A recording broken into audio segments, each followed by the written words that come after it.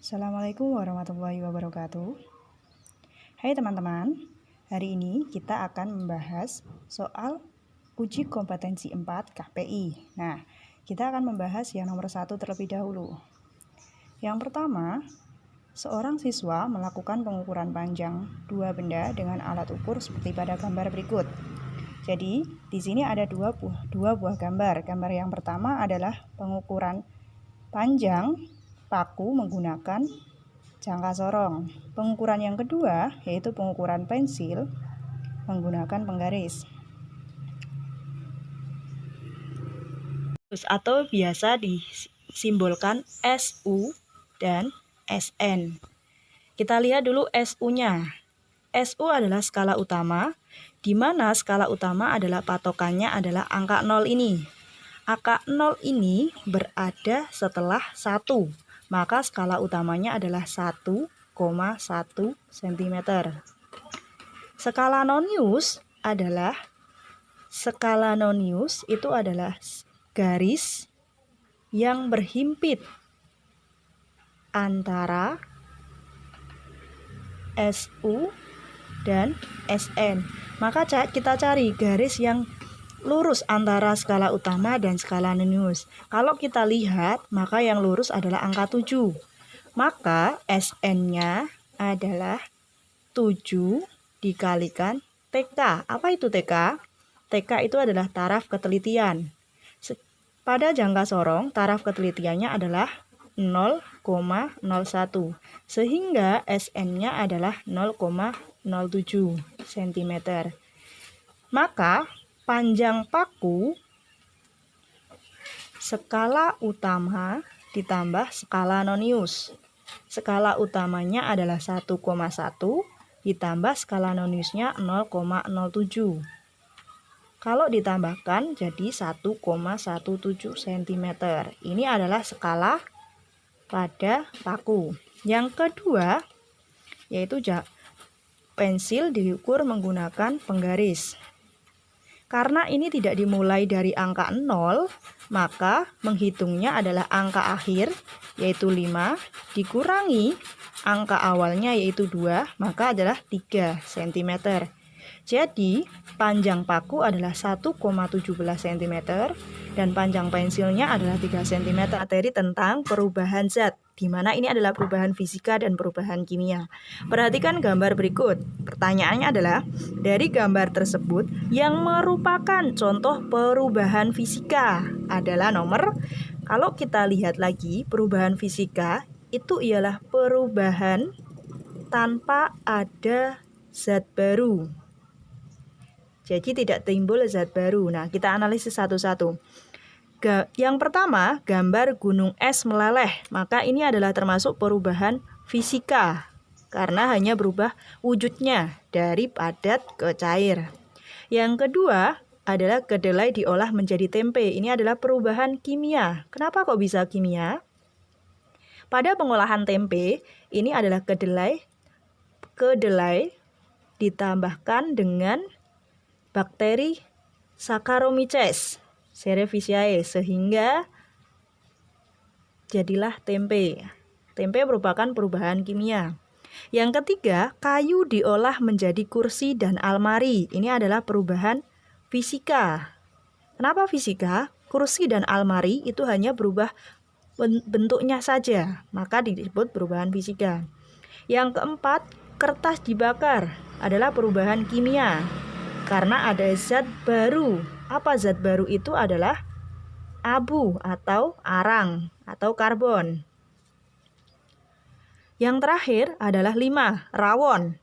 Rawon ini adalah merupakan perubahan kimia. Karena di dalam rawon ini adalah campur nasi plus bumbu yang lainnya. Sehingga saling bercampur jadilah perubahan kimia. Maka perubahan fisika yang ada pada soal ini adalah nomor 1 dan 3.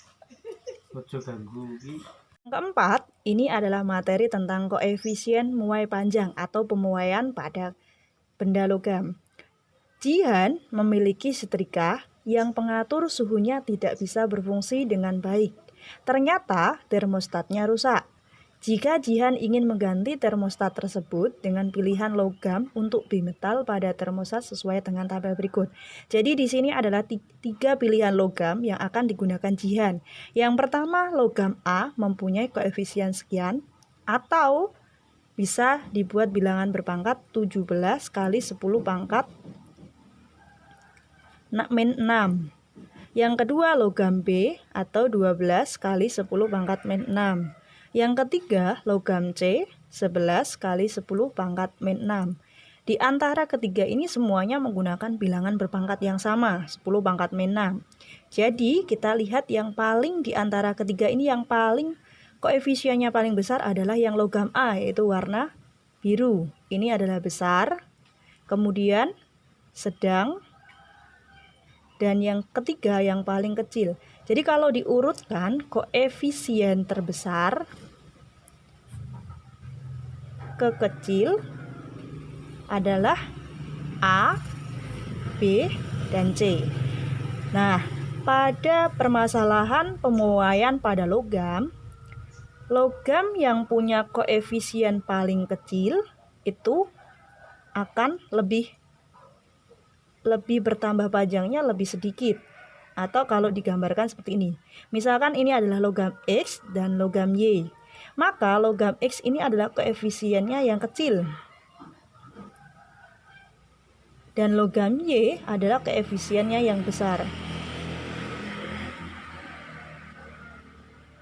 Logam yang koefisiennya lebih besar akan melengkung ke arah logam yang koefisiennya lebih kecil.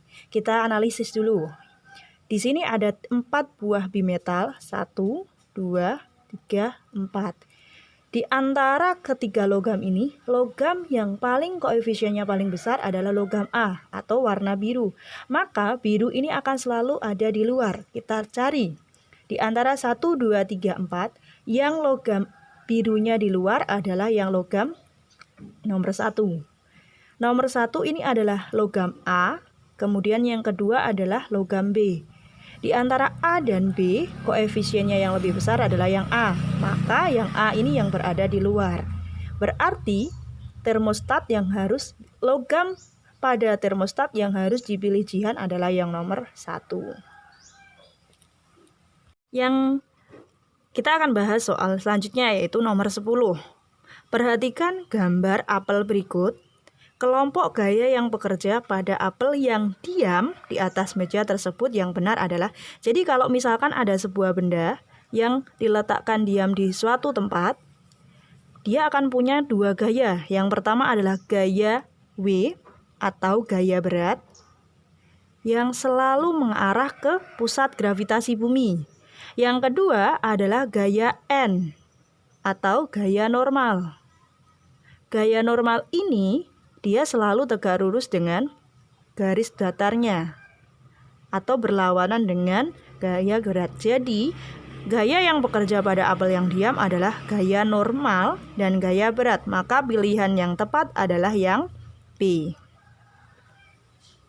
Pertanyaan selanjutnya adalah nomor 11. Sopir truk tangki minyak ingin memarkir truknya dengan jarak 50 cm di depan sedan seperti posisi pada gambar. Jadi bisa kita garis bawahi terlebih dahulu yang mengandung angka. Jaraknya 50 cm di depan sedan.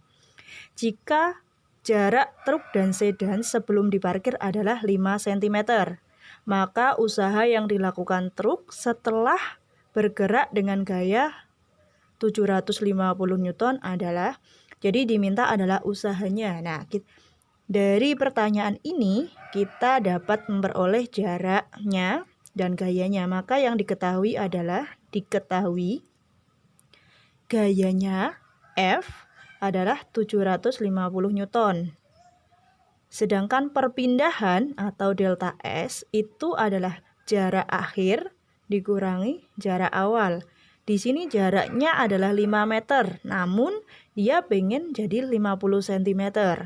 Maka 5 meter dikurangi 50 cm.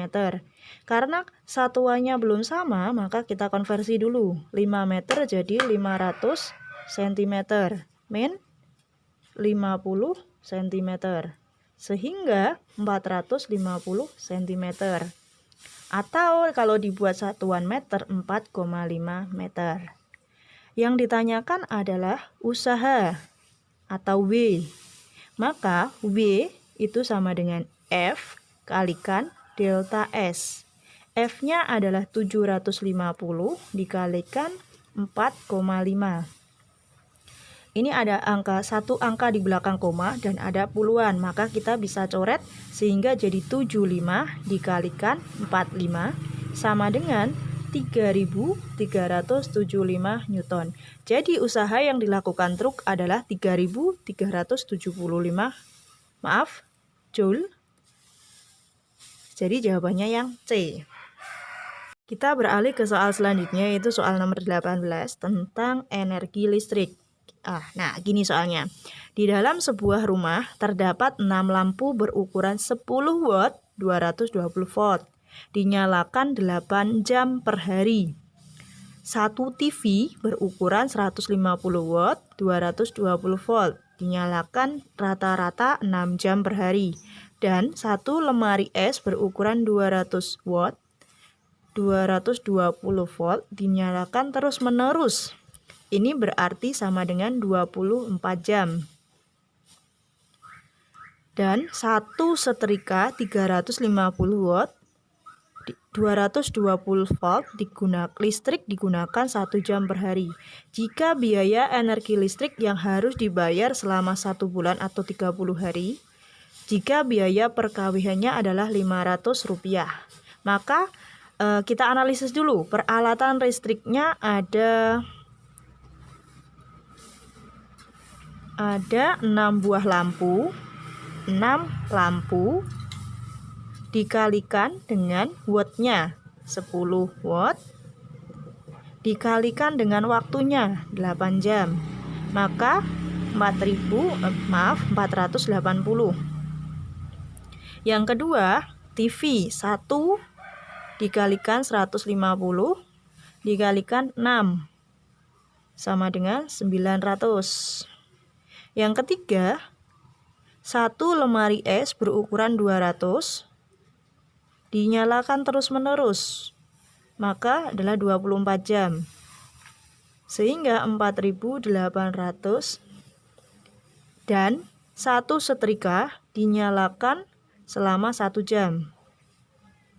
1 dikalikan 350 kali 1, maka 350. Kalau dijumlahkan wattnya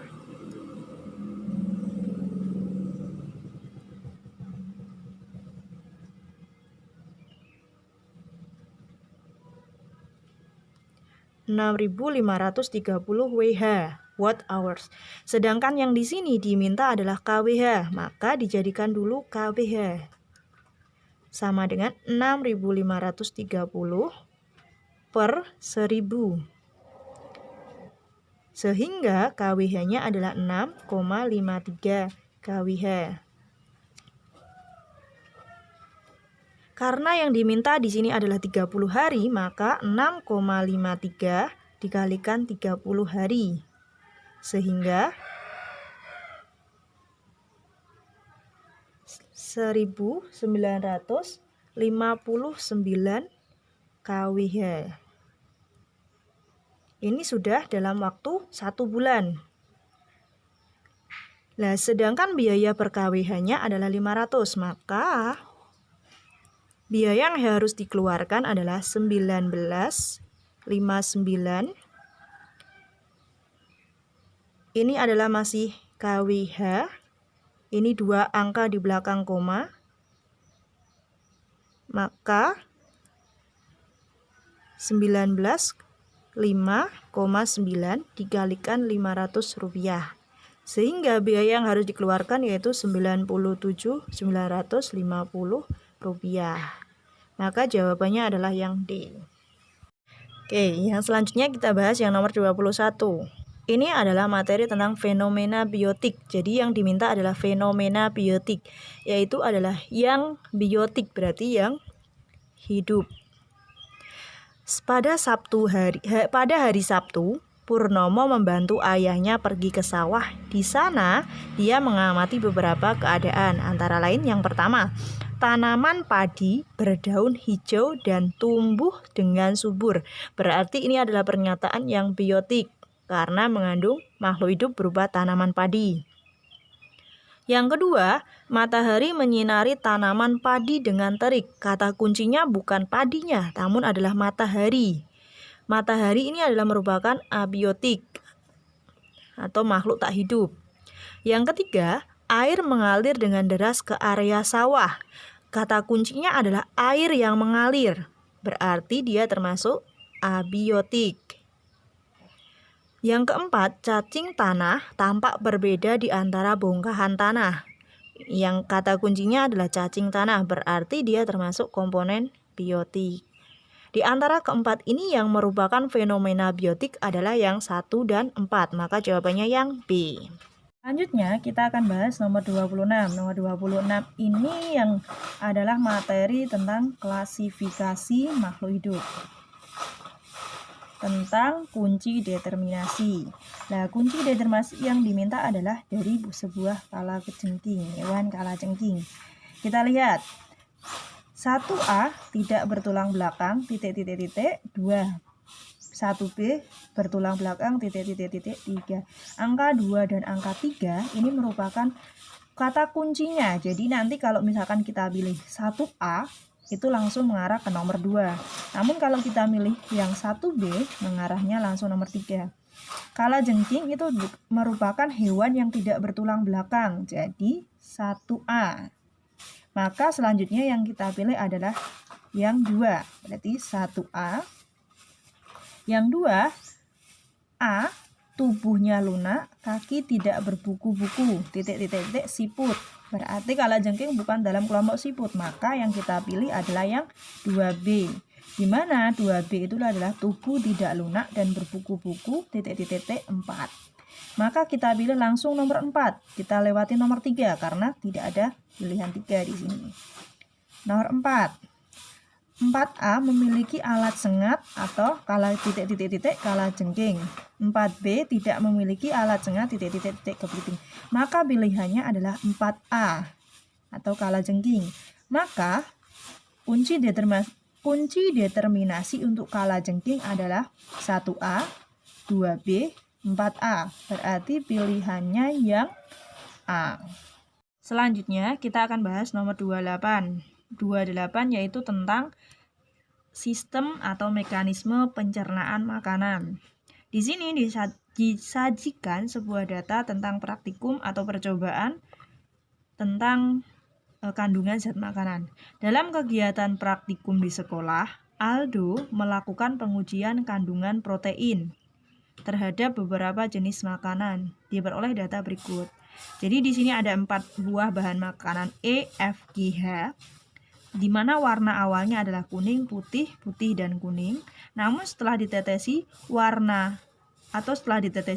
biuret, warnanya berubah jadi ungu, jingga, coklat. Berdasarkan data tersebut, bahan makanan yang mengandung protein adalah, jadi pada kandungan makanan itu ada namanya adalah biuret atau reagennya biuret itu untuk protein dan dia akan berubah warna ungu jika ditetesi dengan biuret. Yang kedua reagen flugol itu adalah uji untuk karbohidrat akan berubah jadi warna biru kehitaman.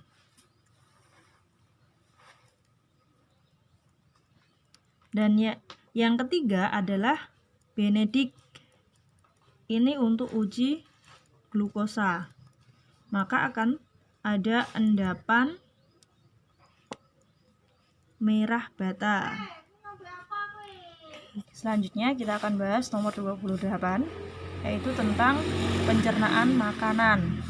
Dalam kegiatan praktikum di sekolah, Aldo melakukan pengujian kandungan protein terhadap beberapa jenis makanan dan diperoleh data sebagai berikut. Bahan makanannya ada E, F, G, H. Warna awal makanan kuning, putih, kuning. Warna setelah ditetesi biuret ungu, jingga, coklat. Berdasarkan data tersebut, bahan makanan yang mengandung protein adalah Jadi protein ini reagennya adalah biuret, maka dia akan menunjukkan warna ungu. Jadi yang warna ungu adalah yang E dan F, maka yang mengandung protein adalah E dan F. Jawabannya yang B. Apa singkat? Selanjutnya kita akan bahas nomor 30 tentang sistem reproduksi manusia. Ini adalah organ reproduksi wanita. Ada 4 nomor 1, 2, 3, dan 4. 1 ini adalah ovarium. Ovarium fungsinya adalah penghasil dari sel ovum. Yang kedua adalah tuba fallopi atau oviduct. Ini adalah tempat fertilisasi. Yang ketiga adalah uterus atau rahim. Ini adalah tempat berkembangnya embrio. Yang keempat adalah vagina, yaitu tempat keluarnya bayi. Berdasarkan gambar di atas, yang ditunjuk oleh nomor 2 dan nomor 3 secara berurutan memiliki fungsi. Berarti nomor 2 adalah tuba fallopi yang fungsinya adalah fertilisasi. Dan 3 adalah uterus atau rahim yang fungsinya adalah perkembangan janin. Maka yang benar pilihannya adalah yang B, yaitu tempat fertilisasi dan tempat perkembangan janin.